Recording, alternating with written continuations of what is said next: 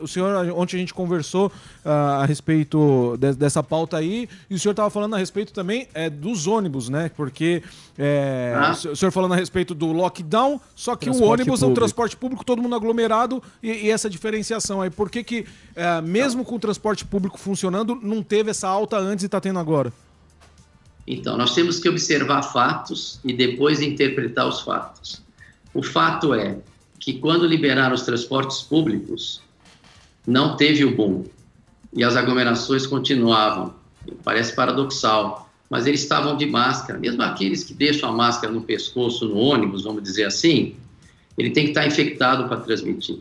Então, a interpretação de, na aglomeração dos transportes públicos, não ter causado, a minha possível interpretação é que os cuidados são muito diferentes de quando você está bêbado, abraçando, beijando e fumando. Exato, sim. Ou quando você está no meio da festa. Tanto que os estudos mostram que as crianças, elas se infectam mais nas festas de criança do que nas escolas. Então, quer dizer, existe esse diferencial que nós temos que ficar atento. Então, por que os transportes públicos não aumentaram lá atrás? Eu estou discutindo esse fato. Sim. Não causou boom. A provável explicação é essa. O que me preocupa com o lockdown é que as pessoas têm a noção errada de que ficar em casa elas vão estar protegidas, e elas não estão, porque os números não estão mostrando isso. Os números não estão mostrando isso. E quando você olha o contexto, se você foca só na solução do problema do Covid, que é um problema sério, nós estamos lidando com vidas. Então, se você colocar vidas em primeiro lugar, eu estou vendo pessoas que não foram fazer check-up, que estão com câncer. Eu não estou vendo os casos de dengue que não estão sendo documentados.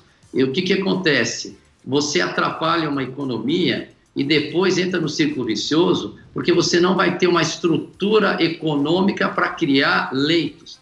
Então, na realidade, eu acho que nós temos estratégias hoje, que já aprendemos um ano, que podem ser aplicadas. Uma são as vacinas, que estão em caráter experimental, não quer dizer que elas protegem 100%, mas elas podem minimizar a doença e acaba com fatalidade, que é o que todo mundo tem receio, e com colapso.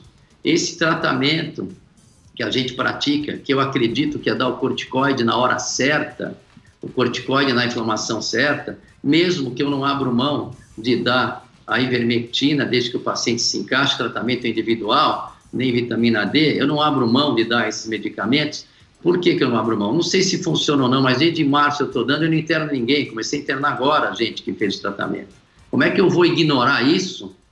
Então não posso ignorar isso. Então esses tratamentos e essas cidades modelos têm que ser visitadas, explicar por que Porto Seguro, por que São Lourenço não tem óbito, por que Búzios negativou. Vamos olhar lá, porque depois a gente vê os estudos.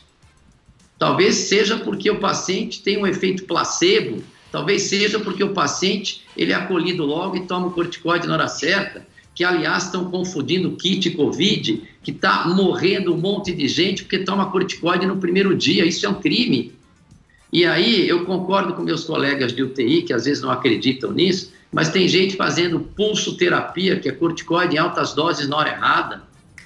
Tem gente dando corticoide desde o primeiro dia. Isso é um erro. Isso atrapalha o desenvolvimento da imunidade. Então, tem alguns detalhes que tem que ser feito. Agora, vamos observar os locais que estão dando certo? Vamos observar, daqui a pouco, os colegas meus que estão assistindo, eu quero deixar claro que essa doença é uma inflamação, ela é uma vasculite que forma coágulo em pequenos vasos, que quando vai para o sistema nervoso central, perde olfato, quando vai para o fígado, aumenta as provas hepáticas, ele aumenta a probabilidade de trombo nas artérias do intestino. Então, uma vasculite, por isso que medicamentos novos são um pouco mais caros contra a vasculite, tem um papel promissor, e eu já estou fazendo de comum acordo com o paciente quando eu vejo que a resposta não está adequada.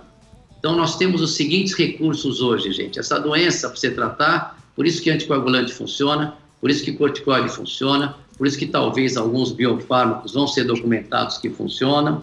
Você tem que tratar desde o começo, independente do remédio que você vai dar. E, gente, vamos observar os locais modelos, porque é inadmissível, eu falo aqui desde março, o que mais mata é o tratamento tardio. Boa. Eu não quero saber mais briga de se faz, se funciona ou não funciona. A soberania do médico é inabalável. O médico com seu paciente, ele que decide. Eu não vou admitir um advogado dizer se meu paciente pode ou não tomar um remédio. Qual é o critério dele? Qual é o interesse dele? Boa. Ele quer salvar o paciente? O que ele quer? Qual é o interesse que está por trás? Como eu não vou dar palpite num veredito de um juiz? Boa. Eles estão baseados em quê? Onde está se baseando?